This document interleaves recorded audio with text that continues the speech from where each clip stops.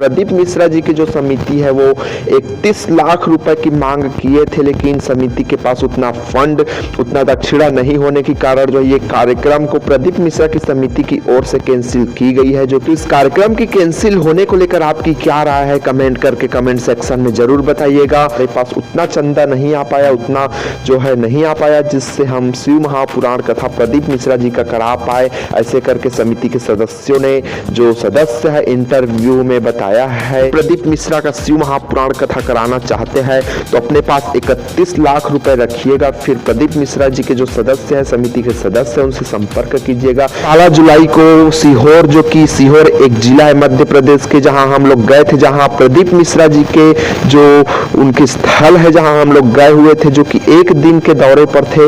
वहां गए तो इतना गंदगी देखने को मिला बाथरूम में, शौचालय में, कि हम लोग फर्स्ट गए तो हाँ हमको खुद उल्टी आ गया। 17 अगस्त से लेकर के 23 अगस्त तक, यानी कि कुल 7 दिवसीय शिव महापुराण कथा का आयोजन राजनांदगांव जिले में होने वाला था, जो कि काफी उत्साह के साथ समिति पूरा तैयारी कर चुका था। लेकिन प्रदीप मिश्रा जी की जो समिति है वो 31 लाख रुपए की मांग किए थे, लेकिन समिति के पास उतना फंड, उतना दक्षिणा नहीं होने के कारण जो ये कार्यक्रम को प्रदीप मिश्रा की समिति की ओर से कैंसिल की गई है, जो कि पूरा दक्षिणा नहीं है, इसलिए कार्यक्रम राजनांदगांव में नहीं होगा करके जो है समिति के सदस्यों ने, समिति वालों को, राजनांदगांव के जो समिति वाले हैं, जो प्रदीप मिश्रा जी के 7 दिवसीय शिव महापुराण कार्यक्रम का आयोजन कराने वाले थे, उस समिति को बताया है। तो इस कार्यक्रम की कैंसिल होने को लेकर आपकी क्या राय है, कमेंट करके कमेंट सेक्शन में जरूर बताइएगा। जो कि 7 दिवसीय शिव महापुराण कथा का आयोजन मिनी स्टेडियम बजरंगपुर नवागांव राजनांदगांव में होने वाला था,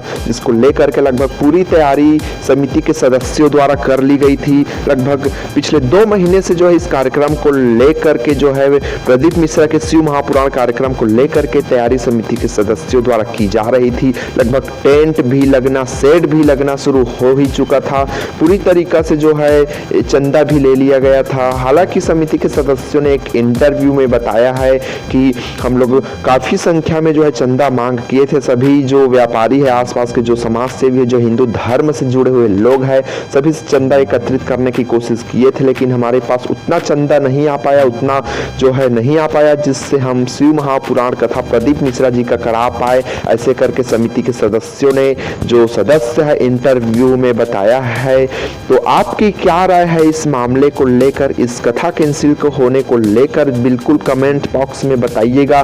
जो कि प्रदीप मिश्रा जी 31 लाख रुपए में जो है शिव महापुराण कथा करने के लिए राजनांदगांव जिला आने वाले थे। यदि आप भी प्रदीप मिश्रा का शिव महापुराण कथा कराना चाहते हैं तो अपने पास 31 लाख रुपए रखिएगा, फिर प्रदीप मिश्रा जी के जो सदस्य हैं, समिति के सदस्य हैं, उनसे संपर्क कीजिएगा कि हमारे पास 31 लाख रुपए है, हमें शिव महापुराण कथा प्रदीप मिश्रा जी के मुखारबिंद से अपने क्षेत्र में, अपने गांव में, अपने शहर में कराना है करके आप भी कॉल कर सकते हैं।